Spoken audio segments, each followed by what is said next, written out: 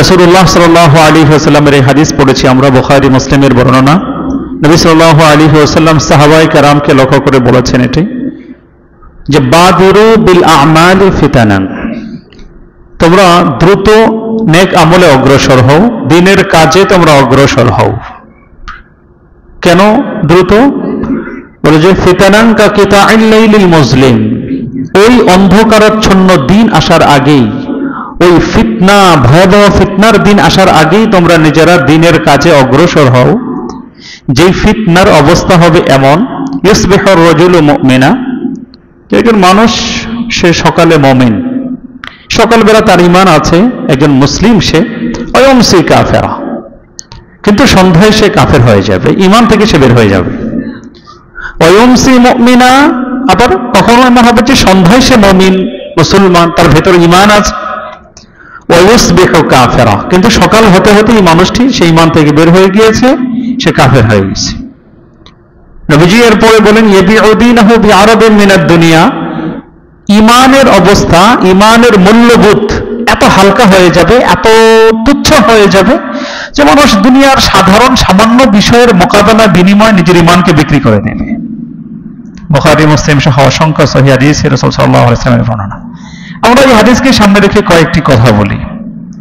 নম্বর 1, যে আমরা প্রত্যেকেই জানি যে ইসলাম এটা আমার সব থেকে বড় আমানত, সব থেকে দামি সম্পদ, তাই না? ইসলাম এটা আমাদের সব থেকে দামি জিনিস। আমি মাঝখানে আবার এই কথা বলে নেই, আগেও বলেছি যে আসলে এই মজলিসগুলোতে যারা আসেন এবং বসেন, আমি বিশ্বাস করি যে এখানে যদিও মজলিসের আয়তনটা ছোট, অল্প কিছু মানুষই আপনারা বসেছেন, কিন্তু আমার একটা কনফিডেন্স, এতেমাদ বা আত্মবিশ্বাস হলো ইসলামের প্রতি আপনাদের জানাশোনা, আবেগ, অনুরাগ অন্য 10 জন মানুষের চেয়ে অনেক বেশি। অর্থাৎ এটি একটি বিশেষায়িত প্রোগ্রাম, একটি বিশেষ মজলিস। ছোট্ট করে হলেও কিছু মানুষ যারা দিনকে আরেকটু গভীর থেকে জানতে চায়, বুঝতে চায়, নিজেদের ভেতরটাকে যারা সত্যিকার অর্থে ঈমানের আলো দিয়ে সাজাতে চায়, ওই মুষ্টিমেয় কিছু মানুষই এখানে আসি এবং বসি, তাই না? আপনারা কি আমার এই বিশ্বাসের সাথে একমত? আপনারা নিজেদের ব্যাপারে আত্মবিশ্বাস রাখেন তো যে অন্যদের চেয়ে আলহামদুলিল্লাহ ঈমানের ব্যাপারে আপনাদের আগ্রহটা বেশি? বেশি না? বেশি না হলে বসছেন কেন? বেশি না হলে তো বাইরেই থাকতেন, সবাই তো বাইরে। তো আপনারা যেহেতু বসেছেন, ওয়াজ মাহফিল তো এমনিতেই মানুষ শুনতে শুনতে এখন ক্লান্ত, কেউ বসতে চায় না সাধারণত সহজে। তো যেহেতু এখানে এসেছেন, আবার আমি এমন কোনো ব্যক্তিও না যে আমার পরিচয় বা নাম শুনে না কেউ বসবেন। তো আমি বিশ্বাস করি এখানে বসেছেন নিছক দিনকে জানার জন্য, বুঝার জন্য, ঈমানকে শেখার জন্য, এতে কোনো সন্দেহ নেই। আপনাদের ব্যাপারে আত্মবিশ্বাসটা আমার আছে। এজন্য আমি আপনাদেরকে নিয়ে সাধারণ বা গতানুগতিক ধারায় কোনো ওয়াজও করতে যাচ্ছি না। আমার উদ্দেশ্য বা মাকসাদ যেটা, সেটা হলো যেহেতু একটি বৃহৎ লক্ষ্যকে সামনে রেখে এখানে বসা এবং অন্যদের চেয়ে আপনাদের আগ্রহ উদ্দীপনার মাত্রাটাও বেশি, তাহলে দিনটাকে যতটুকু সম্ভব আমরা একটু পূর্ণাঙ্গভাবে, একটু ভেতর থেকে, একটু গভীর থেকে বোঝার চেষ্টা করি। আংশিক দিনদারি এটা মানুষের জন্য বড় ক্ষতিকর। আংশিক এই তাবঈযে দ্বীন, দিনকে খণ্ড করা বিশ্বাসে, আমলে, বিশেষ করে বিশ্বাসে, এটা অনেক মারাত্মক। কোরআনুল কারীমে আল্লাহ সুবহানাহু ওয়া তাআলা খুব ধমকের সাথে বলেছেন, আফাতুমিনুনা বিবাদিল কিতাব ওয়া তাকফুরুনা বিবাদ, তোমরা ঈমানের কিছু বিষয়ের উপর ঈমান আনছো আর কিছু বিষয়কে অস্বীকার করছো। সূরা বাকারা। তাহলে কিছু বিষয়কে গ্রহণ করা, কিছুকে অস্বীকার করা বা এড়িয়ে চলা, এটা ঈমান হতে পারে না। আমি সব জায়গায় উদাহরণ দিয়ে বলি যে একটা গাড়ির চাকা, এটা গতিশীল হওয়ার জন্য, রানিং হওয়ার জন্য, গাড়ির সাথে চলার জন্য তার সবটুকু নিখুঁত হতে হবে, পুরাটা একদম টোটাল নিখুঁত হতে হবে। নতুন হোক আর পুরাতন হোক, ছিদ্র থাকা যাবে না। কিন্তু এটা বাতিল হওয়ার জন্য পুরাটা 1 হাত পরিমাণ ছিঁড়তে হয় না, একটা সুই ঢুকবে তো বাদ, পুরোটা বাতিল হয়ে যাবে। ঈমান এবং ইসলামের সংজ্ঞাটা সেম, একদম এমন। ফুটবলের ঠিক একই কথা, এটা খেলার জন্য একদম টোটাল পুরোটা নিখুঁত হতে হবে, কিন্তু বাতিল হওয়ার জন্য পুরোটা ছিঁড়তে হবে নাকি? একটু ছিদ্র হলে ফেলে দিতে হবে বা মেরামত করতে হবে, সংশোধন করতে হবে। ঈমান এবং কুফরের সংজ্ঞাটা সেম এমন। ঈমানের সংজ্ঞা কি? ঈমানের ডেফিনেশন, আল ঈমান আন তুমিনা বিল্লাহি মা জাআ বিহিন নবিয়্যু সাল্লাল্লাহু আলাইহি ওয়াসাল্লাম। সহজে বললে তাসদীকু মা জাআ বিহিন নবিয়্যু সাল্লাল্লাহু আলাইহি ওয়াসাল্লাম। রাসূল সাল্লাল্লাহু আলাইহি ওয়াসাল্লাম জানিয়ে এসেছেন তার সবটুকুকে বিশ্বাস করা। সূরা হাশরে আল্লাহ সুবহানাহু ওয়া তাআলা যেটাকে বলেছেন মা আতাকুমুর রাসূল ফাখুযুহু, রাসূল জানিয়ে এসেছেন যা। এই জায়ের ব্যাখ্যা অনেক বিশাল, এটা দিনকে দিন মাস বছর লাগিয়ে বুঝতে হবে কি নিয়ে এসেছেন। আল্লাহ সংক্ষেপে বলেন রাসূল জানিয়ে এসেছেন পৃথিবীতে মুসলিম জাতির জন্য ঈমান এবং ইসলামের ডেফিনেশনের সংজ্ঞায় যা কিছু ডুববে তার সবটুকুকে গ্রহণ করো, মেনে নাও। ওয়ামা নাহাকুম, আর যা থেকে নিষেধ করেছেন, কি থেকে নিষেধ করেছেন সেটার আলোচনা বিশদ লম্বা। এটা আমাদের ধীরে ধীরে জানতে হবে, বুঝতে হবে। সেটার জন্য একাডেমিক আলোচনার প্রয়োজন, ভিন্ন বিষয়। আমরা সহজে এখান থেকে মূল পয়েন্টটা শুধু জেনে নেই যে আল্লাহ বলেন ওয়ামা নাহাকুম আনহু ফান্তাহু, আল্লাহ যার থেকে বারণ করেছেন, নিষেধ করেছেন সেখান থেকে ব্রেক, ফিরে আসো।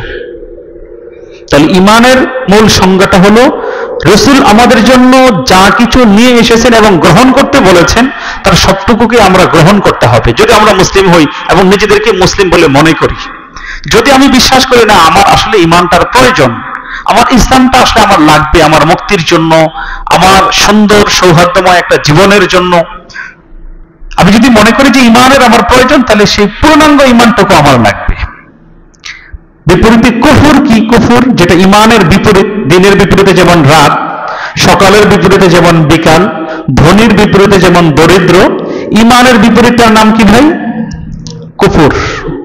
অর্থাৎ ঈমান এটা হলো আমাদের মুক্তির পরিচয়, এটা হলো আমাদের মূল পরিচয়। আর ঈমান নষ্ট হয়ে যায়, ঈমান বরবাদ হয়ে যায় যার মাধ্যমে যে জিনিস, সেটা হলো কুফর। তাহলে দুইটা সাংঘর্ষিক না? আলো এবং আধার, দিন এবং রাত, এগুলো যেমন বিপরীত, একটা আরেকটার উল্টো। ঈমান এবং কুফর এই দুইটা হলো এবং বিপরীত, একটা আরেকটার উল্টো। এখন আপনি আমি যেহেতু ঈমানদার, তো আমাকে বিপরীতটা থেকে বাঁচতে হবে না? কুফর যেটা, ঈমান যেটা নষ্ট করে ফেলে, না হলে তো এটা নষ্ট হয়ে যাবে। নাকি ঈমান নষ্ট হয় না? আমরা এখানে সবাই জানি অজু করি, আবার অজু ভেঙ্গেও যায়। ভেঙ্গে না অজু? অজু ভাঙ্গার কারণ আছে নি? আপনি অনেক ইখলাসের সাথে একেবারে শীতলক্ষার মধ্যে ডুবায় অজু করেছেন, টিপ দিয়ে না, বরং শীতলক্ষার পানিতে ডুবিয়ে অজু করেছেন, শরীরের কোনো অংশ শুকনো নয়। কিন্তু ওখান থেকে আসার পর যদি আপনি ইস্তেঞ্জা করেন, প্রস্রাব পায়খানা করেছেন বা বায়ু নিঃসরণ হয়েছে, অজু থাকবে?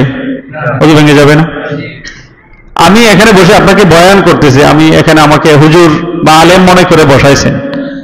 আমি এরকম আমার মতো আরো 100-1000 আলেমকে একসাথে করে যদি একজন আলেম বানানো হয়, এত বড় আলেম মনে করেন, কিন্তু ওই আলেম বা এত বড় ঈমানওয়ালা, ওই ঈমান আবার ভাঙতে পারে কিনা? তাহলে ঈমান ভেঙে যেতে পারে। অজু যেমন করার প্রসেস আছে, অজু করলে পূর্ণ হয়, আবার বিপরীত কাজ প্রকাশ পেলে অজু ভেঙে যায়। ঈমান সেম এমনই, নির্দিষ্ট কিছু শর্তের মাধ্যমে ঈমান গঠিত হয়, ঈমান পূর্ণ হয়, আবার সেই শর্ত পাওয়া না গেলে বা তার বিপরীতটা পাওয়া গেলে ঈমান ভেঙে যায়, ঈমান বরবাদ হয়ে যায়। এটাকে বলা হয় কুফর। অজু করার পর আমরা প্রত্যেকেই যেমন পূর্ণ সচেতন থাকি যে আমার অজু ভেঙে গেছে কিনা, এমনকি কখনো যখন সন্দেহ হয় অজু করার পরে কি অজু আছে না নাই, তো আবার দৌড়ে গিয়ে অজুটা করে নেই, কারণ সন্দেহ নিয়ে নামাজে তারা বইটা দিল সায় দেয় না, তো আবারও অজু করি। কিন্তু আমরা বড় গাফেল ঈমানের ব্যাপারে। অজু এটা তো ঈমানের হাজারো শাখার একটা জুজ, একটা অংশ, তাই না? আসল তো ছিল ঈমান, মূলটা। কিন্তু মূলের ব্যাপারে আমরা উদাসীন, যে আমার ঈমান কখনো ভেঙে যায় কিনা, নষ্ট হয়ে যাচ্ছে কিনা, ঈমান আছে না গিয়েছে, এটার ব্যাপারে আমরা একদমই উদাসীন, গাফেল। আমরা ওটা নিয়ে কখনোই কোনো চিন্তা করি না, ফিকির করি না। আরো দুঃখজনক ব্যাপার হলো ঈমান কখন কি কারণে ভেঙে যায় সেটাও আমরা জানি না। অজু ভঙ্গের কিছু কারণ হয়তো আমরা জানি, এই করলে অজু ভেঙে যায়, কিন্তু ঈমান কখন কি কারণে ভেঙে যায় সেটা আমরা জানিও না, এবং তার প্রতি আমাদের কোনো কেয়ারও নেই, গুরুত্বও নেই। ঈমানের বিপরীতে যে কুফর, এই কুফরের ডেফিনেশন কি আমরা একটু বোঝার চেষ্টা করে। থাক, বাচ্চাদেরকে তাদের অবস্থায় রেখে দেন, ওরা একটু দুষ্টামি করবে। বাবুরা তোমরা দুষ্টামি করো না, আওয়াজ করো না, চুপ করে বসো অথবা বাইরে খেলা করো। কুফর কাকে বলে? কুফর হলো ইনকারু মিন শাইইন মিম্মা জাআ বিহি নবী সাল্লাল্লাহু আলাইহি ওয়াসাল্লাম। এখানে উলামায়ে কেরাম যারা আছেন তারা এই ব্যাপারে ভালো জানেন, আমার থেকে আরো ভালো সহজে বুঝবেন বা বোঝাতে পারবেন। আপনাদের জন্য সহজে বোঝার জন্য হলো এই ছোট্ট সংজ্ঞা, এই ছোট্ট ডেফিনেশন ইমানে কুফরের, ইনকারু মিন শাইইন মিম্মা জাআ বিহি নবী সাল্লাল্লাহু আলাইহি ওয়াসাল্লাম। রাসূল যা আগেরটার উল্টা, খেয়াল করে বুঝবেন, ছোট পার্থক্য আছে এখানে বোঝার মতো।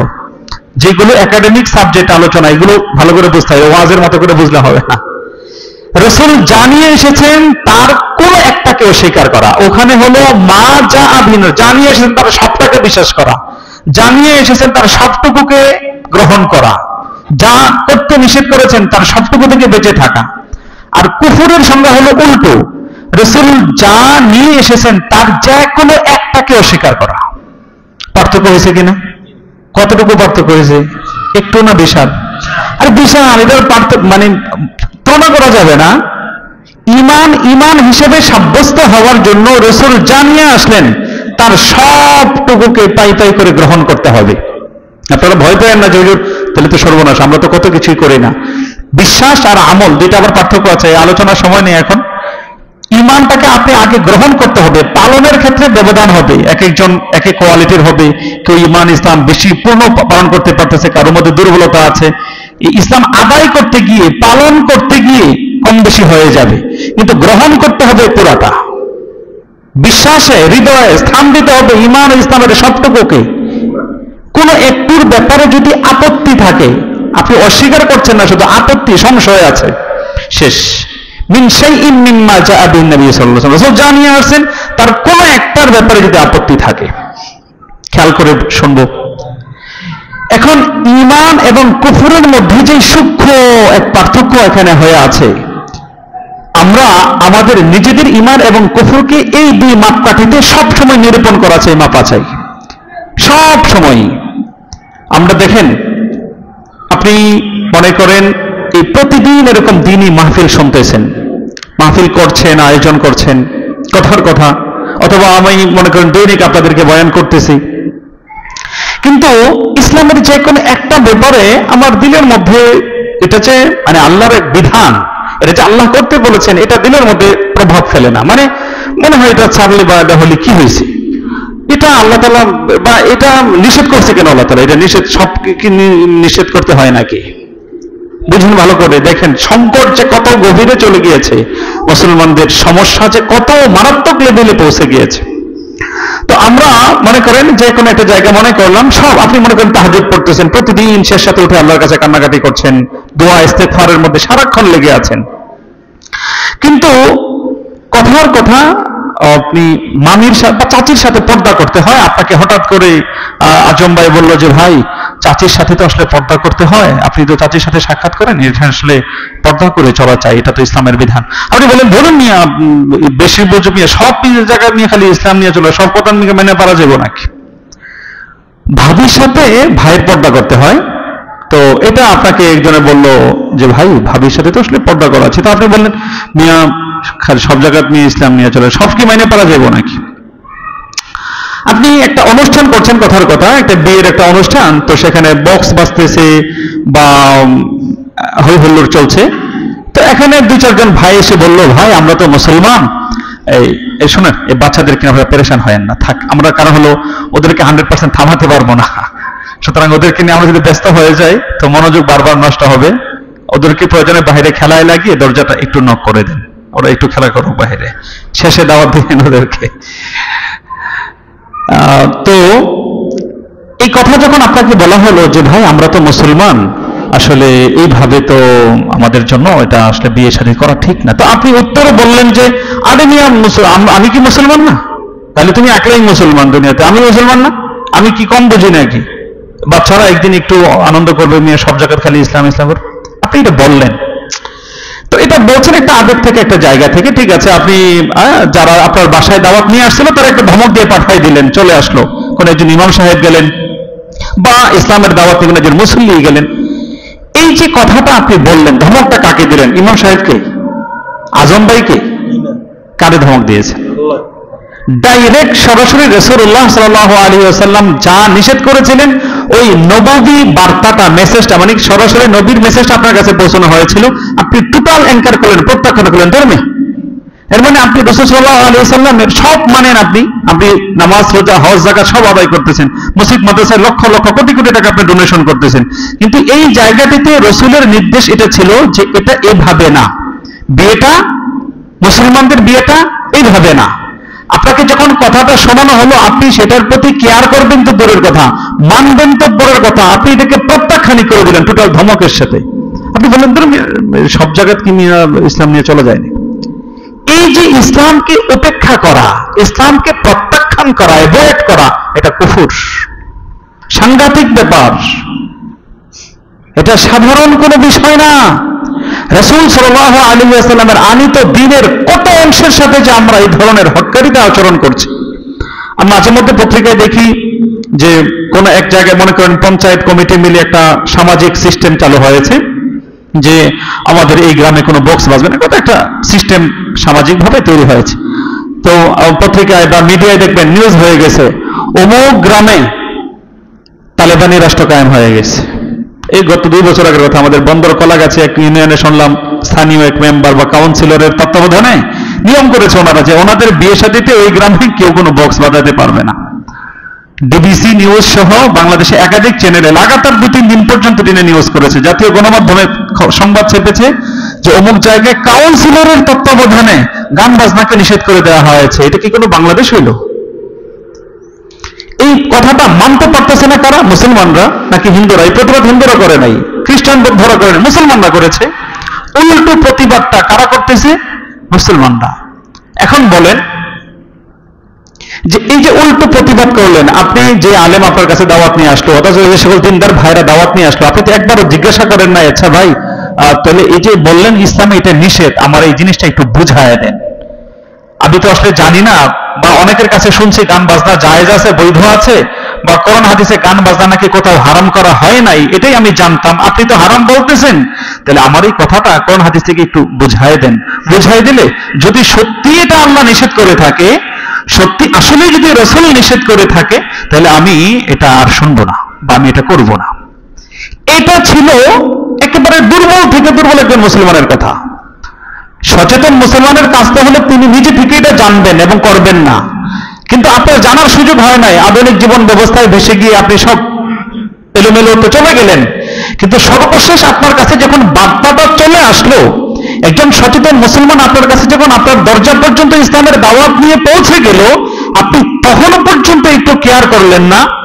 আপনি এখনো পর্যন্ত সেই প্রাচীন কথা নিয়ে আছেন যে আরে মিয়া সব জায়গায় ইসলাম চলে নাকি, এখনো পর্যন্ত সেই জাহালত অজ্ঞতার মধ্যেই আছেন, মিয়া কোথায় গান বাজনাকে হারাম করা হয়েছে। তাহলে আপনি বলেন যে একজন মুসলিম হিসেবে ইমানের ব্যাপারে কোথায় সতর্কতাটা আপনার আমার? কি মানে কি মুসলমান হলাম? তাহলে এই ইসলামের মানেটা কি? ইমানের ব্যাপারে ওই যে রাসূল সাল্লাল্লাহু, এবার আসেন প্রথম যে হাদিস আমরা পড়েছি, রাসূল কি বলেছেন যে এমন দুর্দিন দুঃসময় আসবে যে মানুষ সকালে ইমানদার তো সন্ধ্যায় কাফের হয়ে যাবে। ইসবিহু রাজুলু মুমিনা ওয়া ইয়ামসি কাফিরা ওয়া ইয়ামসি মুমিনা ওয়া ইসবিহু কাফিরা, সন্ধ্যায় মুমিন তো সকালবেলা কাফের হয়ে যাবে। এখন আপনি বলেন যে মানুষটা রাসূল সাল্লাল্লাহু আলাইহি ওয়াসাল্লামের আনিত বিধানের সাথে এত বড় হটকারিতা করছি, তাহলে আমার ঈমান আছে না গিয়েছে? এবং এই ঈমান যাওয়াটা নিয়ে আমার কোনো কেয়ারও নাই, কোনো পেরেশানি নাই, ধর্মিয়া। বরং আরো কি বলি জানেন, আরো কি মারাত্মক কথা বলে, মিয়া জান্নাতের টিকিট লয়ে বসেন নাকি আপনারা? মিয়া জান্নাত কি খোদায় আপনাদের কাছে টিকিট দিছে যে আপনারা যারে কইবেন হেরে আল্লাহ জান্নাতে দিব, আর আল্লাহর সাথে মনে হয় আপনাদের পার্সোনাল বোঝাপড়া হয়েছে, বলে কিনা এরকম কথা? জান্নাতের টিকিট কারো কাছেই নাই, আমার কাছেও নাই, আজম ভাইয়ের কাছেও নাই, ওস্তাদদের কাছেও নাই। কিন্তু জান্নাতে কে যেতে পারবে আর কে যেতে পারবে না তার একটা নোটিশ এখানে সবার কাছে আছে। ওই যে পেছনে কোরআন শরীফ রাখা আছে না, নোটিশ সেখানে স্পষ্ট ভাবে আছে, বার্তাটা আছে, কে যেতে পারবে আর কে যেতে পারবে না। আপনাকে আমাকে কেউ কারো ঈমান মাপার কোনো পাল্লা আমাদের কাছে আলাদা করে লিস্ট আমাদের কাছে নাই, কিন্তু ঈমান থাকবে কি থাকবে না, জান্নাতে যাওয়ার মতো সক্ষমতা আমাদের হচ্ছে কি হচ্ছে না, এই মাপকাঠি তো কোরআনুল কারীমের মাধ্যমে আপনাকে আমাকে প্রত্যেকের সামনে ইসলাম স্পষ্ট করে রেখে দিয়েছে। সুতরাং একজন আলেম যখন সেই কোরআনের মাপকাঠিতে বলছেন আপনার এই কাজ জান্নাতে যাওয়ার প্রতিবন্ধক, আপনার এই কাজ জান্নাতে যাওয়ার জন্য বাধা, ঈমানের জন্য বাধা, এটা ঈমানকে নষ্ট করে দেয়, ঈমানকে বরবাদ করে দেয়, আপনি তখনও কেন সতর্ক হচ্ছেন না যে তাহলে আমার ঈমান বরবাদ হওয়ার কাজ এটা, তাহলে তো আমাকে এখান থেকে ফিরতে হবে, এটা তো আমাকে বর্জন করতে হবে। প্রিয় ভাইয়েরা, একবিংশ শতাব্দীর এখন এই আধুনিক পৃথিবী, তথ্য প্রযুক্তি সহ পৃথিবী এখন দ্রুত এগিয়ে যাচ্ছে নানা উন্নতির দিকে। মানুষ অনেক দিক থেকে আবিষ্কার করছে চিন্তা এবং গবেষণায়। এই উন্নতির জোয়ারে সামনের দিকে যেমন মানুষের উন্নতি হচ্ছে, তেমনি আরেকটার দিকে মানুষের জাহালত এবং মূর্খতা এখনো আগের মতোই কিংবা কোনো কোনো দিক থেকে আগের থেকেও পিছিয়ে যাচ্ছে। বেশ কিছু জায়গা এমন আছে যেখানে ইমানের প্রশ্নে, ইমানের জায়গায় অথবা সতর্কতার জায়গায় এখনো ওই জাহেলি আবু জাহেল মানে রাসূল সাল্লাল্লাহু আলাইহি ওয়াসাল্লাম আগমন পূর্ব আইয়ামে জাহেলিয়াত যেটাকে বলি, সেই আইয়ামে জাহেলিয়াতের মধ্যে ওখানে বসবাস। কারণটা কি জানেন? কারণ হলো রাত্রিবেলায় আর যদি সফরে বের হয়ে যায়, নিকশ কালো অন্ধকার, দূরপাল্লা ঝড়, আপনি প্রচন্ড সাহসী মানুষ, ঠিক আছে, আপনার শক্তি আছে, সুস্থতা আছে, বুদ্ধিমত্তা আছে, কিন্তু আলোর কোনো ব্যবস্থা করেন নাই। সফরে আপনি বের হয়ে গেছেন আপনার গায়ের জোরে, ঠিক আছে, আপনার গায়ের জোরে 2-4 কদম সামনে যাবেন, কিন্তু গাঢ় অন্ধকার যেখানে শুরু হবে সেখানে কিন্তু নিশ্চিত আপনি অন্ধকারের সম্মুখীন হচ্ছেন, এবং আলো আধারের কোনো সন্ধান মানে আলোর কোনো সন্ধান না পেয়ে আপনি কিন্তু অন্ধকারে পথ হারাবেন, এটি স্বাভাবিক। গায়ের জোরে সব আপনার শক্তিতে আপনি দৌড়াতে পারবেন, কিন্তু আলোর ব্যবস্থা করতে পারবেন না। আপনি লক্ষ কোটি টাকার মালিক হন, আপনি পৃথিবীতে সর্বোচ্চ ডিগ্রি অর্জন করুন, নেতৃত্বের শীর্ষ জায়গায় আপনি আসীন হন, ঠিক আছে, কিন্তু আপনার সাথে ঈমান ও ইসলামের লাইফটাকে সাথে রাখেন। না হলে আপনার প্রভাব, আপনার এই শক্তি, আপনার এই অর্থ, আপনার এই প্রভাব মানে আকাশচুম্বী জনপ্রিয়তা, এগুলো আপনাকে কিছু দূর পর্যন্ত নিয়ে মাঝখানে অন্ধকার আপনাকে ছেড়ে চলে যাবে। আপনি হবডুবো হবেন। এটা খুব জরুরি এবং অত্যন্ত স্পর্শকাতর ব্যাপার। আমরা যারা নিজেরা এখন মুসলিম বলে নিজেকে দাবি করছি, আমাদের ঈমান এবং ইসলামের ব্যাপারে অ্যানালাইসিস, চিন্তা করার এটার খুব বেশি জরুরত দেখা দিয়েছে এখন। আমরা গতানুগতিক ধারায় ইসলামকে যারা যেভাবে মেনে আসছে, এটার মধ্যে আরো চিন্তা করার প্রয়োজন। আমাদের তো অনেকের ধারণা যে আসলে ইসলাম শুধুমাত্র মনে হয় নামাজ, রোজা, হজ, যাকাত, এত কিছু, এতটুকুই না। ইসলামের আমরা হয়তো এই কথাগুলো বেশি শুনি, মসজিদের মিম্বরে মঞ্চে এই কথাগুলো বেশি আলোচনা হয়, কিন্তু এটাকেই ইসলাম মনে করা, এটা জাহালাত, মূর্খতা, অজ্ঞতা। ইসলাম তো পৃথিবীতে আপনাকে আমাকে এই শুধুমাত্র নামাজ রোজা শেখানোর জন্য আসে নাই। ইসলাম কেন এসেছে? কোরআনুল কারীমের অসংখ্য জায়গায় আল্লাহ সুবহানাহু ওয়া তাআলা রাসূল সাল্লাল্লাহু আলাইহি ওয়াসাল্লামকে পৃথিবীতে কেন পাঠিয়েছে তার মাকসাদ বর্ণনা করেছেন। রাসূল সাল্লাল্লাহু আলাইহি ওয়াসাল্লামকে লক্ষ্য করে আল্লাহ তাআলা বলেন যে হুয়াল্লাযী আরসালা রাসূলাহু বিল হুদা ওয়া দীনিল হাক্কি লিইয়ুযহিরাহু আলা দীনি কুল্লি। আল্লাহ সুবহানাহু ওয়া তাআলা রাসূল সাল্লাল্লাহু আলাইহি ওয়াসাল্লামকে দুনিয়াতে পাঠিয়েছেন ইসলামকে পৃথিবীর সব কিছুর উপরে প্রতিষ্ঠা করার জন্য। সবকিছুর উপরে, ব্যবসায় ইসলামী অর্থনীতি সবার উপরে থাকবে, সমাজে সামাজিক নিয়ম পদ্ধতির ইসলাম সবার উপরে থাকবে, রাষ্ট্রে রাষ্ট্র পরিচালনার পদ্ধতিতে ইসলাম সবার উপরে থাকবে, বিচার ব্যবস্থায় প্রশাসনিক কাঠামোতে ইসলাম সবার উপরে থাকবে, মুসলিম যেখানেই বসবাস করবে মুসলমানদের পারিবারিক পদ্ধতি, পারিবারিক সিস্টেম এটি সবার উপরে থাকবে, মুসলমানদের পরিবার নীতি, মুসলমানদের সমাজ কাঠামো, মুসলমানদের রাষ্ট্রীয় সিস্টেম, মুসলমানদের শিক্ষা ব্যবস্থা, মুসলমানদের বিচার প্রক্রিয়া, মুসলমানদের রাষ্ট্রীয় অল সিস্টেম, এই টোটাল প্রক্রিয়া থাকবে পৃথিবীর সবকিছুর ঊর্ধ্বে। মুসলমানদের কাজ হলো জন্মের পর থেকে মানে প্রাপ্তবয়স্ক হওয়ার পর থেকে মৃত্যু পর্যন্ত এই সাধনা করে যাওয়া যে আমি আমার ইসলামকে সবকিছুর উপরে প্রতিষ্ঠা করব। এখন বলেন আমাদের ইসলামকে সবকিছুর উপরে আছে? 92% মুসলমানের বাংলাদেশের মধ্যেও যদি আমরা তাকাই, তাহলে বাস্তবতা হলো এখনো পর্যন্ত ইসলাম এখানে সবকিছু থেকে নিচে নেমে আছে, সবকিছু থেকে নিচে নেমে আছে। শিক্ষায় ওই মাদ্রাসা শিক্ষা যদি আলাদা করে ইসলাম চর্চার ধারা ধরে না রাখতো, তো এতদিনে ইসলাম বাংলাদেশের দাফন হয়ে যেত। কোথায় ইসলামের কোন আলো? জাতীয় শিক্ষা ব্যবস্থা, সেখানে ইসলামের কোনো খোঁজ খবর নেই। বিচার ব্যবস্থা, আমাদের বিচারকরা তো জানেনই না, তারা বড় করে তাকান যে কি ইসলামে আবার বিচার ব্যবস্থাও আছে নাকি, মানে ইসলামী বিচার ব্যবস্থা নাই, বিচার কাঠামোতে কোথাও নেই। আর রাষ্ট্রীয়ভাবে ইসলামের আলোচনা ওটা তো নাই এদেশে। ইসলাম ওই আলোচনা করলে আমাদের দেশে অধিকাংশ আমি যদি বলি যে 70% মানুষই মনে করবে যে হুজুর এটি কি বয়ান করে, এটা কি আমগরের আলোচনার জিনিস, আমাদেরকে তো নামাজ রোজা তাসবিহ তাহলিলের কথা বলবে। অধিকাংশ মানুষ আমরা যেটা মনে করি যে ইসলামে ওই ফাংশনগুলো, ওইগুলো নিয়ে আলোচনার কোনো বিষয়ই না, ওইগুলোকে আমরা স্বীকারই করতে চাই না, বরং বড় একটি অংশ আমরা তো মনে করি যে ওই আলোচনা হুজুরে করতে গেল কেন, দরকারটা কি, এইগুলোর সাথে আমাদের কি সম্পর্ক। আমি যদি এখানে আজকে পলিটিক্যাল, এই যে আমাদের এক সপ্তাহের ক্লাস শেষ হলো পলিটিক্যাল সায়েন্স, রাষ্ট্রবিজ্ঞানের উপর, রাষ্ট্রবিজ্ঞান, পলিটিক্যাল সায়েন্স কাকে বলে, ইসলামী রাষ্ট্রবিজ্ঞানের উৎপত্তি কোথায়, কোত্থেকে এসেছে, পৃথিবীতে, বর্তমান পৃথিবীতে কেন ইসলামী রাজনীতির চর্চা হচ্ছে না, বিশাল লম্বা আলোচনা। তো এখন এই যে একটা বিশাল বড় জগৎ অধ্যায়, এটা আমাদের মুসলমানদের সামনে আছে না গেছে? পৃথিবী রাসূলুল্লাহ সাল্লাল্লাহু আলাইহি ওয়াসাল্লাম থেকে নিয়ে শুরু করে পূর্ণাঙ্গ ধারায় প্রায় 700 বছর, এরপরে আরো টোটাল প্রায় 1200 বছর পর্যন্ত অর্ধ পৃথিবী মুসলমানরা শাসন করেছে। মুসলমানদের শাসন ব্যবস্থা ছিল, ইসলামের আলোকে গোটা সমাজ কাঠামো ছিল। এখন এগুলো নাই, আস্তে আস্তে সব গেছে। যেতে যেতে যেতে যেতে আমরা কোনো মতে শুধু ইমানে, মানে নামাজ, রোজা, হজ, যাকাত একটু নিয়ে বেঁচে আছি, তাসবিহ তাহলিল, আর ইসলামের পুরা চর্চাটাই আমাদের থেকে হারাই গেছে আস্তে আস্তে। প্রিয় ভাইরা, ওই এখানে বসার আগে ভাই বললেন হুজুর তাকওয়ার উপরে আলোচনা করেন। আসলে তাকওয়ার উপরে আলোচনা, তাকওয়া আল্লাহর ভয়, সারাদিন যদি এখানে বসে বয়ান করা হয়, 1 ঘন্টা না 24 ঘন্টা লাগাতার যদি তাকওয়ার বয়ান করা হয়, আমাদের দিলের মধ্যে আসলে তাকওয়া তৈরি করা অনেক কঠিন। কেন কঠিন জানেন? আমি ওটার ভূমিকাটা এতক্ষণ পর্যন্ত বললাম। আমার মনে হচ্ছে আপনারা হয়তো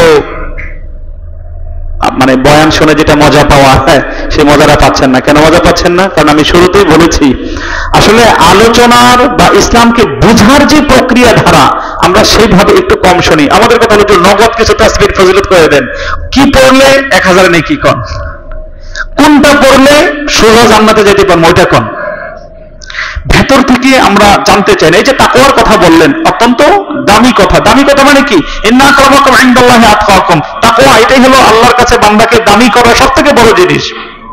কিন্তু আমাকে বলেন তো, যে পুকুরে কচুরিপানা দেখছেন না? কচুরিপানা, পুকুরে কচুরিপানা হয় না? কচুরিপানা পুরো পুকুর মনে করেন কচুরিপানায় ভরে গেছে। মাঝখান থেকে আপনি যদি এই হাত দিয়ে মনে করেন একটু ফাঁকা করলেন, এটা 1 ঘন্টা থাকবে নি? থাকবে? আবার আয়সা ভরাট হয়ে যাবে না? 1 ঘন্টা কেন, 1 মিনিটও নাই। এই যে ছোট সময় আমরা অনেক সময় গোসল করতাম, তো কচুরিপানার ফাঁকে দিয়ে যখন সাতরা এই পার থেকে এই পারে যেতাম, তখন দেখলাম একটা রাস্তা হয়েছে। তো এরপরে পেছনে তাকায় দেখতাম আবার এটা ভরাট হয়ে গেছে। কেন? কারণ গোটা পুকুরটাই কচুরিপানা দিয়ে ভরপুর। মাঝখান থেকে ফু দিয়ে যতবার 33 বার যদি সূরা ফাতিহা, 41 বার সূরা ফাতিহা, আর 1000 বার লা ইলাহা ইল্লা আনতা সুবহানাকা ইন্নী কুনতু মিনাজ জালিমিন পড়ে পুকুরের মাঝখানে যদি ফু দেন, কচুরিপানা দূরে যা দূরে যা, আপনি চোখ বন্ধ 1 মিনিট পরে তাকায় দেবেন আবার ধরে গেছে। তাকওয়ার কথা বলেন, ঈমানের কথা বলেন, নিজেদের নীতি নৈতিকতার কথা বলেন, যে প্রসঙ্গেই বয়ান করা হোক, কোনোটাই আমাদের দিলের মধ্যে দীর্ঘস্থায়ী হবে না, টেকসই হবে না। এগুলো আমাদের দিলের মধ্যে বেশি দিন পর্যন্ত থাকবে না, যতক্ষণ পর্যন্ত না পুকুরের চারপাশ থেকে পরিষ্কার করে না আসবো, যতক্ষণ পর্যন্ত না চারপাশ থেকে গুছায় না আসবো। মাঝখান থেকে ফু দিয়ে বেশিক্ষণ পরিষ্কার পরিচ্ছন্ন রাখা যাবে না। গোটা সমাজ ব্যবস্থা কুফর ব্যবস্থায় ভরপুর হয়ে আছে, চারদিকে নাফরমানের পরিবেশ উন্মুক্ত হয়ে আছে। আমাদের হাজারো ব্যবসায়ী ভাই এমন আছে যারা হালাল জীবিকার জন্য সব মরতে রাজি, কিন্তু ব্যবসায় যখন নামে পারে না। কেন? টোটাল সিস্টেম ভরপুর অনৈতিকতায়। আমাদের হাজারো বোন এমন আছে যারা পর্দা করতে চায়, কিন্তু ঘর থেকে যখন বের হয় তাকে পর্দার সাপোর্ট দেবে পরিবেশ নেই। হাজার লক্ষ তরুণ এমন আছে যারা নিজেদেরকে ঈমান এবং ইসলামের উপর প্রতিষ্ঠা করতে চায়, কিন্তু তার ঘরেই এমনকি নিজের মা বাবাও তার ঈমান এবং ইসলামটাকে গ্রহণ করতে চাচ্ছে না। বলতে তুই জীবন বয়সে কি করস? চারপাশ আবর্জনায় ভরপুর হয়ে আছে। সমাজে ইসলাম প্রতিষ্ঠার কোনো প্রসেস নেই, রাষ্ট্রে ইসলামের ব্যাপারে মৌলিক কোনো আওয়াজ নেই। আপনি দেখেন এখন এই যে সংবিধান সংশোধন ডক্টর ইউনূস যখন এসেছেন, আমরা এই কথাগুলো রাজনৈতিক আলোচনা মনে করবেন না, এগুলো আমাদের, আমরা যদি সচেতন মুসলিম হই, এই প্রসঙ্গগুলো আমরা যদি বুঝে না আসে, সারাদিন এই বয়ান দিয়ে আমাদের কখনোই ঈমানকে সাফ করা যাবে না। এই যে নতুন করে সংবিধান সংশোধনের চেষ্টা করা হয়েছে, আমি পুরো সংবিধান আবার পড়েছি। নতুন করে সংবিধানের যে প্রস্তাব পেশ করা হয়েছে, সংশোধনী প্রস্তাব, সেই প্রস্তাবনার ভেতরে ঈমান এবং ইসলামের সাথে সাংঘর্ষিক ধারার অভাব নেই। নতুন করে যে শিক্ষা সিলেবাস প্রণয়নের তৈরি করা হয়েছে আমাদের ওস্তাদ মুসা আল হাফিজ, সেদিনও 13টা জায়গায় সংশোধন কারেকশন করে আসছেন। এগুলো সব ইসলাম বিরোধী চিন্তায় আদর্শে ভরপুর। এই সংবিধান, এই বিচার ব্যবস্থা, এই শিক্ষার সিলেবাস, এগুলো দিয়ে কিভাবে ঈমান এবং ইসলামের আশা করা যায়, কিভাবে পরিপূর্ণ ইসলামের চিন্তা করা যায়, চেষ্টা করে মানে আমরা কল্পনা করতে পারি। দেখেন প্রিয় ভাইরা, রাসূল সাল্লাল্লাহু আলাইহি ওয়াসাল্লাম 13 বছর মক্কায় ইসলামের দাওয়াত দিয়েছেন। এরপর 10 বছর মদিনায় গিয়েছেন। রাসূল সাল্লাল্লাহু আলাইহি ওয়াসাল্লাম মদিনায় ইসলামের যখন দাওয়াত দেন, মদিনায় গিয়ে শুধু দাওয়াতের মধ্যে আর সীমাবদ্ধ রাখেননি। আল্লাহর পক্ষ থেকে চূড়ান্ত বিধান চলে এসেছে যে এখন আর শুধু দাওয়াতের মাধ্যমে ইসলামের কার্যক্রম বাস্তবায়ন করা কি নয়, সম্ভব নয়। রাসূল সাল্লাল্লাহু আলাইহি ওয়াসাল্লাম অস্ত্র ধরতে বাধ্য হয়েছেন। তাও কোন রাসূল যুদ্ধ করেছেন? কেমন রাসূল যুদ্ধ করেছেন? রাহমাতুল লিল আলামিন। যাকে দুনিয়াতে না পাঠালে আল্লাহ সুবহানাহু ওয়া তাআলার কাছে পুরো দুনিয়ার কোনো ভ্যালু নেই, যাকে গোটা জগৎবাসীর জন্য রহমত বলা হচ্ছে, যাকে তার চরম দুশমনরাও আল আমিন উপাধিতে ভূষিত করছে, যিনি তার ঘোরতর দুশমন, যে ইহুদিরা তাকে সকাল বিকাল রাত দুপুর অবিরাম কষ্ট দেয়, সেই ইহুদিকেও ঘরে ডেকে এনে যত্নের সাথে মেহমানদারি করেন, সেই মহা দয়ালু নবী সাল্লাল্লাহু আলাইহি ওয়াসাল্লাম আবার উহুদ, বন্দর, খায়বার থেকে শুরু করে জায়গায় জায়গায় জীবনে 27টি জায়গায় সশরীরে আবার অস্ত্র নিয়ে হাজির হয়েছেন যুদ্ধ করার জন্য। আমাদের কি একবারও প্রশ্ন জাগে, আচ্ছা দরকার কি ছিল, কেন রাসূল রক্তারক্তি করতে গেলেন, কেন মারামারিতে গেলেন, কেন? রাসূল চুপচাপ ঘরের মধ্যে থেকে পিঠে হাত বুলাতেন, দোয়া করতেন যে ভাই আসো, দিনের পথে আসো, মূর্তি পূজা করিও না, দিন গ্রহণ করো। পারতেন তো রাসূল, কারণ আমি যদি আপনার পায়ে ধরেও কান্না করি, যতটুকু দয়া প্রকাশ করতে না পারবো, রাসূলের চোখের চাহনির মধ্যে এর থেকে লক্ষ কোটি গুণ বেশি দয়া ছিল। অন্য হাবিব তার বাচ্চাকে, ছোট বাচ্চাকে নিয়ে আসছে, মাত্র 4 বছর, মতান্তরে 6 বছর বয়স ছোট বাচ্চা রাসূল সাল্লাল্লাহু আলাইহি ওয়াসাল্লামকে দেখে রাসূলের মায়ায় এতটা মুগ্ধ হয়ে গিয়েছে যে এরপর ঘরে গিয়ে বাচ্চা ঈমানের জন্য পাগল। ইহুদির সন্তান 13 বছর বয়সের, রাসূল সাল্লাল্লাহু আলাইহি, বাচ্চা অসুস্থ, রাসূল তার বাসায় গেছে দেখার জন্য, বাচ্চা তখন ইসলাম গ্রহণ করে না। গিয়ে বললেন যে বাবা মৃত্যু সজ্জায়, বাচ্চা অসুস্থ হয়ে গেছে, ইসলাম গ্রহণ করো। বাবা দূর থেকে চোখ রাঙানি দেয়, সাবধান। একবার ছেলের দিকে, বাবার দিকে তাকায়, আরেকবার রাসূলের দিকে তাকায়। মৃত্যু সজ্জায় বাবার ভালোবাসা ত্যাগ করে রাসূলের চেহারা দিকে তাকিয়ে বলছে আশহাদু আল্লা ইলাহা ইল্লাল্লাহ। যে রাসূলের এত দয়া, এত মায়া, যার চোখে সামনে একবার পড়লে তার ভালোবাসা মানে পশমে পশমে শিরায় শিরায় ঢুকে যায়, সে রাসূল আবার 27টি যুদ্ধে অস্ত্র হাতে সাথীদেরকে নিয়ে উপস্থিত। কেন? কি দরকার ছিল? তাবুকের যুদ্ধের বিশ্লেষণ করলে 1 রাত লাগবে। এখানে এত পরিমাণ কষ্ট হয়েছে, এত গরমকালের সফর, কি পরিমাণ কষ্ট যে হয়েছে সাহাবায়ে কেরামের। এত অভাবের মধ্যে মাত্র সবার ঘরে ঘরে ফসল, জমির মধ্যে মাত্র ফসল উৎপাদন হয়েছে, এই সমস্ত ফল, ফসল, খেজুর সব ফেলে রাসূল বলেন যুদ্ধে যেতে হবে। সাহাবায়ে কেরাম বিলকুল তৈয়ার, চলে গেলেন। প্রশ্ন হলো কেন রাসূল এই কাজ করতে গেলেন, কেন এই লড়াই কেন করতে হলো? বরং লড়াই না করলে সবাই ভালোবাসতো, লড়াই করতে গেছেন, চারদিকে শত্রু সরে গেছে, দুশমনের অভাব নেই, রাসূলের গায়ে পর্যন্ত আঘাত করা হয়েছে। কেন? কি দরকার ছিল? ওই যে পূর্ণাঙ্গ ইসলাম আর আংশিক ইসলাম, রাসূল যদি শুধু দাওয়াতের মেহনত করতেন, রাসূল যদি সবার পিঠে শুধু হাত বোলাতেন, তাহলে সবাই রাসূলকে জি হুজুর করতে ঠিক আছে, সবাই রাসূলকে এনে গাভীর প্রথম দুধ খাওয়াতো, ফসল দিত, আর হাদিয়া তোফা দিয়ে ভরে দিত, কিন্তু রাষ্ট্রে, পৃথিবীতে কখনোই পূর্ণাঙ্গ ইসলামের রূপরেখা প্রতিষ্ঠা হতো না। পৃথিবী কখনো আজকের এই শান্তির ইসলামের বার্তা পেত না। ইহুদি ধর্ম নষ্ট হয়ে গিয়েছে এই কারণে, সবাইকে খুশি রাখতে চাইতো। এই জন্য রাষ্ট্রের প্রভাবশালী ব্যক্তিবর্গ এরা যখন কোনো অপরাধ করতো, তখন বলতো আচ্ছা ব্যাপার না, কোনো দেখা ঠিকঠাক করে এটা মেরামত করে ফেলবনি। কিন্তু ইসলাম ছোট বড়, ধনী দরিদ্র, কারো সাথে, অর্থাৎ ইসলাম একটা রুলস জারি করেছে, এর বাহিরে কার কি মন্তব্য, কার কি বক্তব্য, রাসূলের কারো দিকে কোনো কেয়ার নেই, কোনো গুরুত্ব নেই। বাস আল্লাহ যা বলেছেন সেই রুলসকে বাস্তবায়ন করতে হবে, এটা পূর্ণাঙ্গ ইসলাম। এখন সারা দুনিয়া যদি আমার বিরুদ্ধে চলে যায়, গোটা দুনিয়া যদি উল্টো দিক থেকে আমাকে আক্রমণ, আগ্রাসন চালাতে থাকে, পুরো দুনিয়া যদি আমাকে কোনো একটা ট্যাগ দিয়ে থামিয়ে দিতে চায়, কিন্তু আমি চোখে দেখেছি আল্লাহ এটা করতে বলেছেন, এটাকে ছাড়ার কোনো সুযোগ আমার জন্য নেই। এটা হলো পূর্ণাঙ্গ ইসলাম। যতক্ষণ পর্যন্ত প্রিয় ভাইরা আমরা সামগ্রিকভাবে ইসলামটাকে গ্রহণ না করব, পূর্ণাঙ্গ ইসলামটাকে ধারণ না করব, ততক্ষণ পর্যন্ত আসলে শুধু দাওয়াতের মাধ্যমে ইসলাম পৃথিবীতে কোনোদিনই প্রতিষ্ঠা লাভ করবে না। আজকের একাবিংশ শতাব্দীর এই সময়ে এসে তরুণদের মধ্যে, মুসলমানদের মধ্যে নতুন একটা জাগরণ তৈরি হয়েছে আলহামদুলিল্লাহ। শুধু বাংলাদেশে না, মনে করেন না ইসলামের ব্যাপারে এই জাগরণ শুধু বাংলাদেশে, শুধু রামনগর মসজিদেই ইমানের বয়ান চলছে না। ইউরোপের মতো কট্টর ইসলাম বিরোধী কান্ট্রিগুলোর রন্ধে রন্ধে এখন ইসলামের দাওয়াত ছড়িয়ে পড়ছে আলহামদুলিল্লাহ।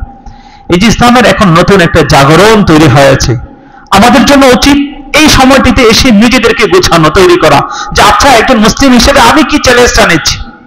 এখন বয়সে যারা তরুণ যুবক, আমরা নিজেদেরকে একটু জিজ্ঞাসা করি যে আমি যে একজন তরুণ যুবক, একজন আমার আল্লাহ সুবহানাহু ওয়া তাআলা কি পরিমাণ শক্তি মেধা আমাকে দান করেছেন, আমি চাইলে কত কিছু করতে পারতাম, এবং কত কিছু আমি করছি দিন রাত সকাল বিকাল। শুধু সোশ্যাল মিডিয়া, শুধু ইউটিউব, ফেসবুক, ইন্টারনেট আমার কতটুকু সময় কেড়ে নিচ্ছে প্রতিদিন। কোন একটা মেয়ের সাথে কারো যদি হারাম রিলেশন থাকে, সেই মেয়েটা আপনার মেধা, সময়, শ্রম, অর্থ কি পরিমাণ কেড়ে নিচ্ছে। আপনি চিন্তা করেন একবার, আপনি এই সময় শ্রম যদি আজকে আল্লাহর দ্বীনের জন্য উৎসর্গ করতেন, যে আমি আমার মেধা আজকে থেকে প্রতিজ্ঞা করলাম সমাজ এবং রাষ্ট্র প্রতিষ্ঠায় আল্লাহর দ্বীন এবং ঈমান কায়েমের জন্য আমি লড়াই করব, আমার এই মেধা, আমার এই প্রতিভা, আমার এই তারুণ্য, আমার এই অর্থবিত্ত আমি আল্লাহর দ্বীনের জন্য উৎসর্গ করলাম। তাহলে আজকে 30 বছর বয়সে আপনি যেখানে 25 বছর বয়সে মাত্র ছন্না ছাড়া এক যুবক, আপনি হয়ে যেতেন গোটা সমাজের জন্য মডেল, আইডল, মুক্তাদা। আমাদের অতীত এটাই। ইসলামিক জীবন ব্যবস্থায় মানে এখানে আমরা তো ইসলামটাকে একটা টোটাল, এটা একটা সুফি ধর্ম বানায় ফেলেছি। মানে এটা একটা চুপচাপ নিরবতা, তাসবিহ ধরার ধর্ম না। ইসলাম পৃথিবীতে এসেছে আপনাকে আমাকে চির উন্নত, মানে উন্নতশীল, মাথা উঁচু করে দেওয়ার জন্য। ইসলাম পৃথিবীতে এসেছে আমাদেরকে সর্বাধুনিক জীবন ব্যবস্থা উপহার দেওয়ার জন্য। সর্বকালের সর্বাধুনিক ধর্ম ইসলাম। আপনি কোন পথে আধুনিককে মানে আধুনিক করতে চাচ্ছেন? আমাদের যুবকরা স্মার্ট হতে চায়, আমাদের যুবকরা জীবনটাকে উপভোগ করতে চায়। আমি এটা খুব বারবার বলি, দেখেন আপনি জীবনকে উপভোগ করবেন, কি দিয়ে উপভোগ করবেন? আমাদের কাছে খেয়াল করি, আমাদের কাছে জীবন উপভোগের কি আছে? আমরা যদি দুনিয়ার আসবাবের দিকে তাকাই, উপভোগের অর্থ আছে টাকা পয়সা। টাকা পয়সা দিয়ে জীবন উপভোগ করা যায়, তাই আমরা টাকা পয়সার দিকে ছুটছি। উপভোগের জন্য নারী আছে পৃথিবীতে, উপভোগের জন্য হারাম খাদ্য সামগ্রী, মাদক আছে, উপভোগের জন্য গান বাজনা উল্লাস আছে। মোটামুটি পৃথিবীতে এই তো, এগুলোর পিছনেই তো দুনিয়াটা ছুটছে, তাই না? এখন আমাকে এখানে একজন ভাই বলেন তো, একজন মানুষ আমি শুধু চাই যে আজকে এই যে এখানে আজকে 20শে ফেব্রুয়ারি 2025, আমরা যদি বেঁচে থাকি তো আগামী 10 বছর পর আবার এই জায়গাতে বসবো এবং একসাথে বসে আবার একটা পর্যালোচনা করব। পর্যালোচনাটা হলো শরীরের যার যতটুকু কোয়ালিটি আজকে আছে, আগামী 2035 সালে এই পরিমাণ শক্তি সামর্থ্যটা নিয়ে আবার এখানে বসবো। কে কে আছি? কেউ আছি? 2025 সালে এখানে যে যুবক, এই মাপের যুবকই আপনি 35 সালে থাকবেন। মাত্র 10 বছরের কথা বলছি, 100 বছরের কথাও না। অনলি 10 বছর পর আপনার যতটুকু সামর্থ্য আছে আপনি সেটা ধরে রাখবেন। কেউ আছে এমন? আমরা তো সাধারণ মানুষ। বাংলাদেশের সবচেয়ে বড় মেডিসিন বিশেষজ্ঞ ডাক্তারকে জিজ্ঞাসা করেন তো যে স্যার আপনি 2025 সালে আপনার বডি ফিটনেসটা যেই ধরনের আছে, 35 সালেও আপনার থেকে আমি এই বডি ফিটনেসটা দেখতে চাই, আপনি পারবেন কিনা? পৃথিবীতে কোনো ডাক্তার স্বীকার করবে? বাংলাদেশের কথা বাদই দিলাম, পৃথিবীর সব থেকে অত্যাধুনিক রাষ্ট্রগুলো ইউরোপ আমেরিকার দিকে তাকিয়ে সেখানে জিজ্ঞাসা করেন। তাহলে পৃথিবীতে আপনার আমার ভোগের কি আছে? এখানে আপনি কতটুকু ভোগ করবেন? সামর্থ্যটাই তো নাই, চাইলেই তো পারবো না, চাইলেও তো পারছে না। মনে করেন ইসলামের বিধিবিধান বাদ দিলাম, হালাল হারামের কোনো, মনে করেন আজকে আপনার জন্য স্পেশালি সব কিছুকে বৈধ করে দেওয়া হলো, আপনার জন্য হারাম বলতে দিনাতে কিছু নাই, আপনি ভোগ করেন, যা মনে চায় ভোগ করেন। তো আপনার জন্য সমস্ত সুযোগ থাকার পরও আপনি তো পারছেন না সবকিছু ভোগ করতে, পারবেন না, সামর্থ্য নাই কারো। 3 রাত সজাগ থাকেন, আপনার জন্য পৃথিবীতে সব থেকে সুন্দর একটা নারী এনে দেওয়া হলো, দুনিয়ার সব থেকে রূপসী সুন্দর একটা নারী আপনাকে দেওয়া হলো, আপনি ভোগ করেন তাকে যেমন যেভাবে ইচ্ছে। আপনি কয় রাত সজাগ থাকবেন তার সাথে? 1 সপ্তাহ। দিন রাত 24 ঘন্টা না ঘুমায় বাস এই নারী নিয়ে আপনি ঘোরেন, পার্কে এখানে সেখানে যান। 1 সপ্তাহ না ঘুমায় এসে পরে আমার সাথে দেখা করেন, বলছেন যে হুজুর আমি 1 সপ্তাহ ঘুমাই নাই, স্ট্রং আছি এখনো। আছে কেউ এখানে? না রে ভাই, এতটুকু সামর্থ্য তো কারণে মাত্র 1 সপ্তাহ টিকে থাকার মতো শক্তিও তো আপনার আমার দেহে নাই। কি ভোগ করবো আমরা এখানে? কি ভোগ করবো? 10 বছরও নিজের স্বাস্থ্যকে টিকে রাখতে পারি না। 1 সপ্তাহ কেন, 3 দিন সজাগ থাকলেই তো এরপর আপনাকে আমাকে খুঁজে পাওয়া যায় না। এখান থেকে কক্সবাজার যায় ঘোরা ফেরার জন্য, বলবে কক্সবাজার যেতেই শেষ নার্ভাস হয়ে গেছে। তাহলে পৃথিবীর ভোগের জন্য যে আমরা তৎপর ছুটছি, আসলে প্রিয় ভাইয়েরা, আমরা যদি আমাদের অন্তর্চক্ষু দিয়ে নিজের জীবনের দিকে তাকাই, তাহলে পৃথিবীতে ভোগ করার কিছুই নাই, খুব বেশি ভোগের সুযোগ এখানে নেই। অথচ এই জীবনটাই যদি আমরা দিনের জন্য উৎসর্গ করি, এই জীবনটাই যদি আল্লাহ সুবহানাহু ওয়া তাআলার হুকুমের কাছে উৎসর্গ করতাম, তাহলে বেনিফিটটা কি আসতো? বেনিফিট, এখান থেকে প্রতিদানটা কি পাইতাম? রাসূলুল্লাহ সাল্লাল্লাহু আলাইহি ওয়াসাল্লাম হাদিস শোনান আমাদেরকে, বুখারী মুসলিমের রওয়ায়াত। নবীজি বলেন, আল্লাহ সুবহানাহু ওয়া তাআলা বলেছেন, আ'দাততু লিইবাদিয়াস সালিহিন মা লা আইনুন রাআত ওয়া লা উযনুন সামিআত ওয়া লা খাতারা আলা কলবি বাশার। আল্লাহ বলেন যে আমি আমার সৎ কর্মশীল বান্দাদের জন্য প্রস্তুত করে রেখেছি জান্নাতে কি জিনিস?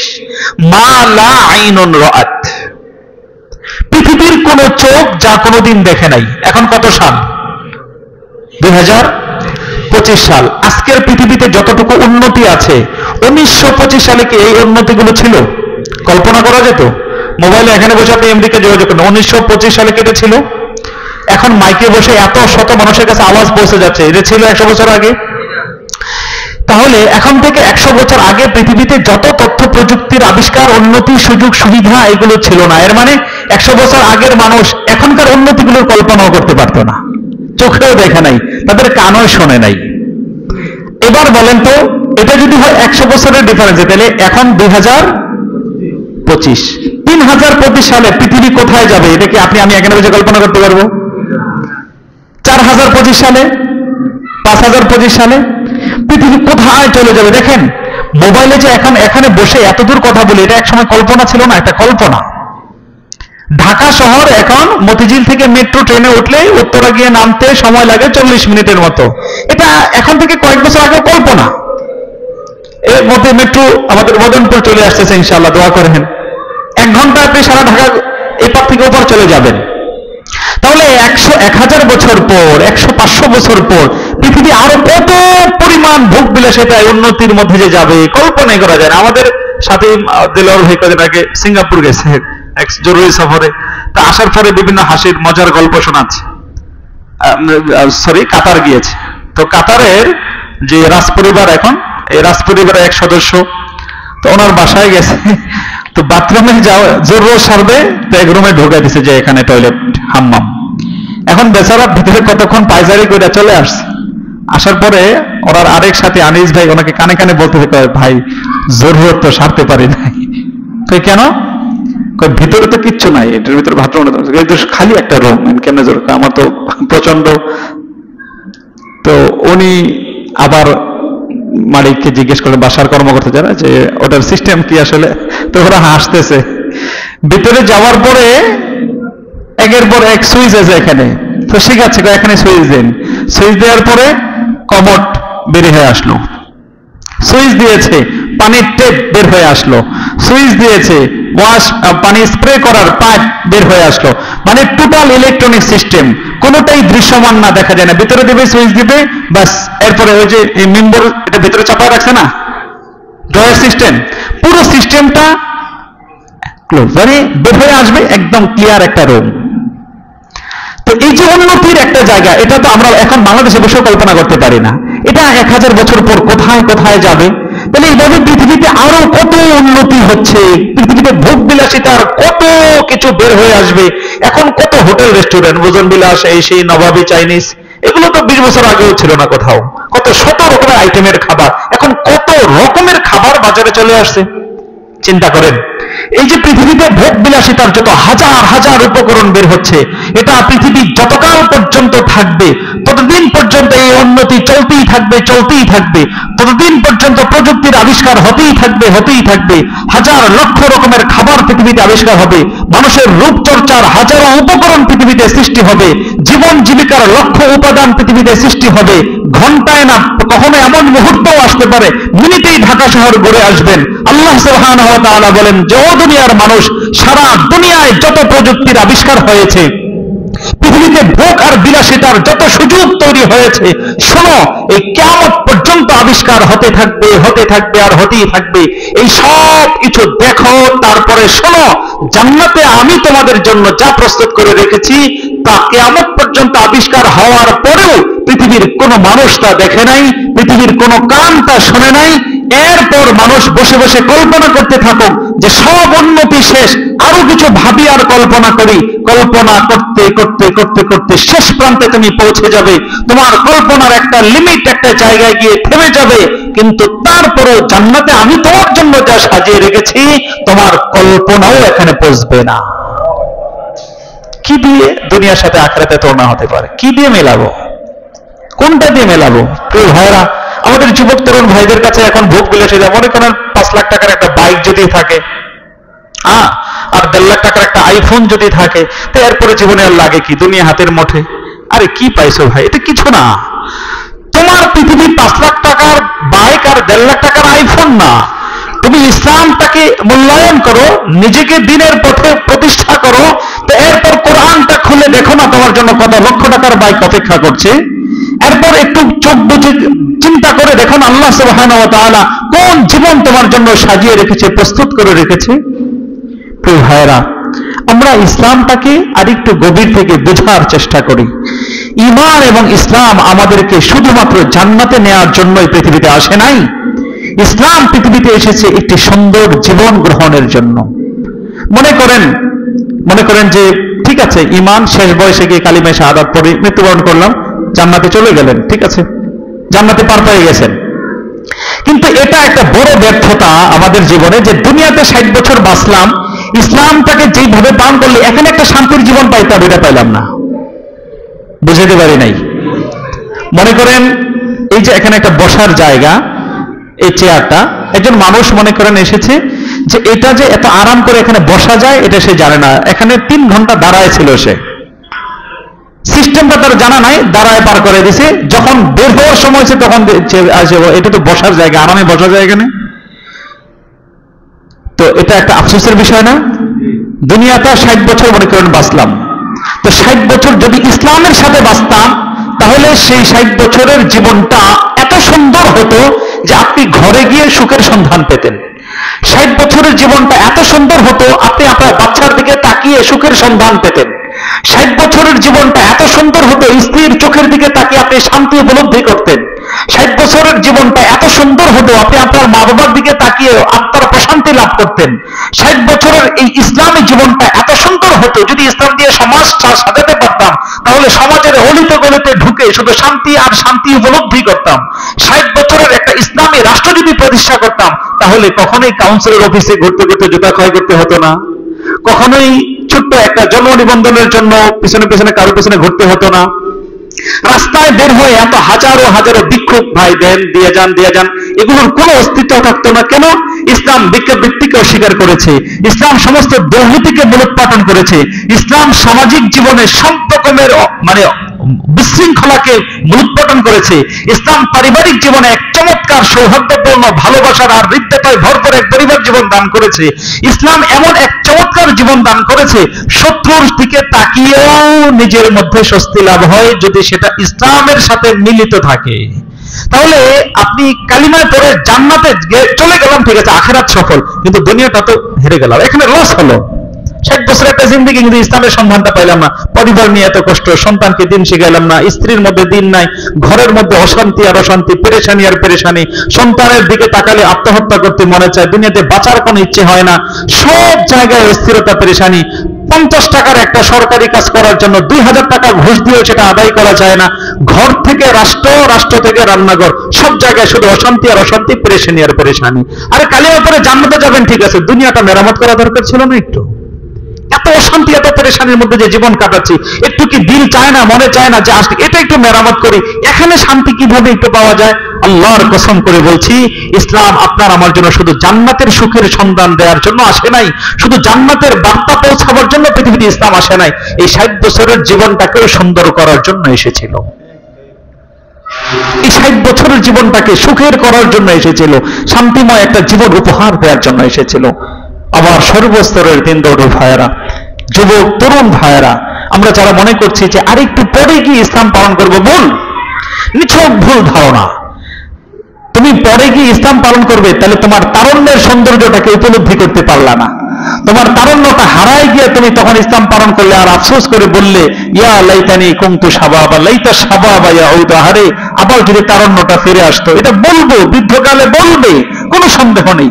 আল্লাহর কসম, একদিন আপনি আমি একদম আমি সহ যখন চুলদাড়ি পাকবে, শরীরের যখন ভাটা আসবে, আফসোস করে আবার বলবো, আহা ইয়া লাইতা শাবাবা ইয়াউদু, আবার যদি তারুণ্য জীবন যৌবনকালটা ফিরে আসতো, তাহলে একদম চমৎকার করে জীবনটা সাজাইতাম। তাহলে প্রিয় ভাইয়েরা, এখন কেন নিজেকে নষ্ট করছি, কেন অপেক্ষা করছি যে এখন না পরে?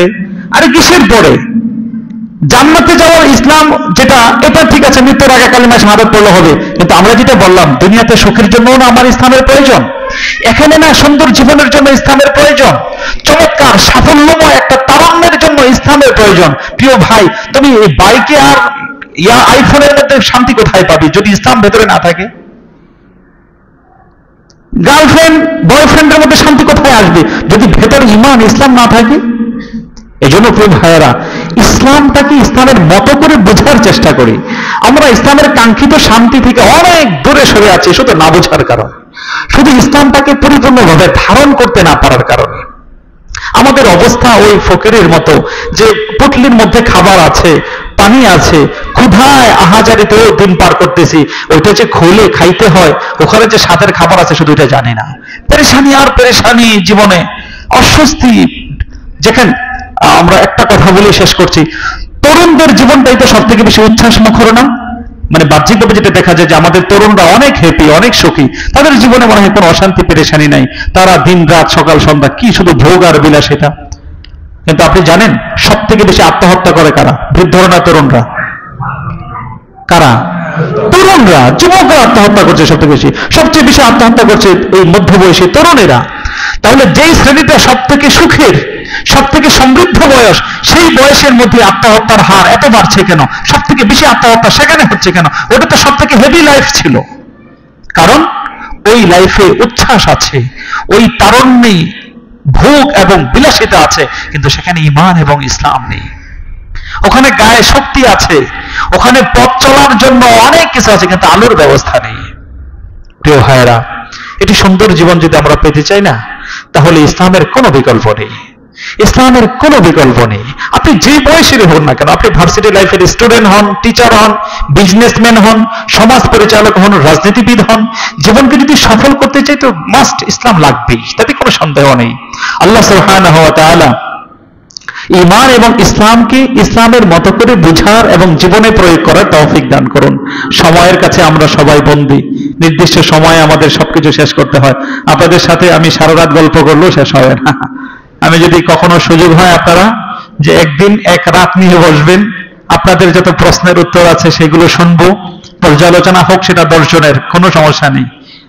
হ্যাঁ, আমার কাছে এখন আসলে বাস্তবেই এটা আবেগ না, এখন ওই মাহফিল কেন্দ্রিক বয়ান করতে ভালো লাগে না। এখন মনে চায় অল্প কিছু মানুষ বসবো, তাদের সাথে টোটাল ইসলামটা নিয়ে একটু আলাপ হবে, তার একটা একাডেমিক ডিসকাস হবে, হ্যাঁ, কিভাবে ভেতর থেকে নিজেকে ফুল তৈরি করে আনতে পারে।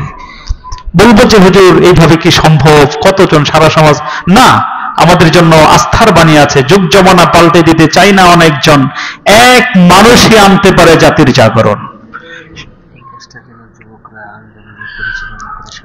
হ্যাঁ অবশ্যই, এটা আমাদের যুবক ভাইদের, আমি তো এটা বারবার বলি,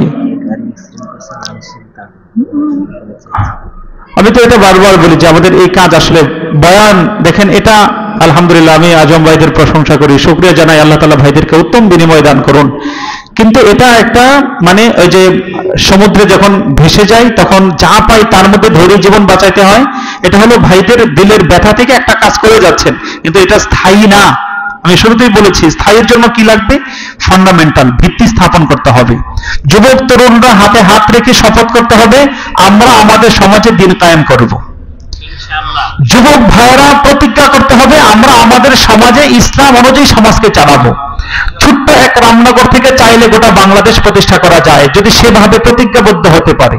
সম্ভব, সেটা দুনিয়ায় দেখিয়েছে। এক হাজি শরীয়তুল্লাহ ব্রিটিশ বিরোধী আন্দোলন করে গোটা দেশকে স্বাধীন করে দিয়েছিল, আমরা ভুলে গিয়েছি সেই ইতিহাস। এই জন্য প্রিয় ভাইয়েরা হতাশ না হই, আমরা মেহনতকে আপন করে নিই এবং নিজেদের জীবনটাকে সাজাই। আমাদের সুলতান ভাই অ্যাক্সিডেন্ট করেছেন, ভাইয়ের জন্য দোয়া চাওয়া হয়েছে, আল্লাহ তাআলা ভাইকে সুস্থ করুন। আরো যত ভাই অসুস্থ আছেন সবার জন্য দোয়া করে, দুরূদ শরীফ পড়ি সবাই। আল্লাহুম্মা সাল্লি আলা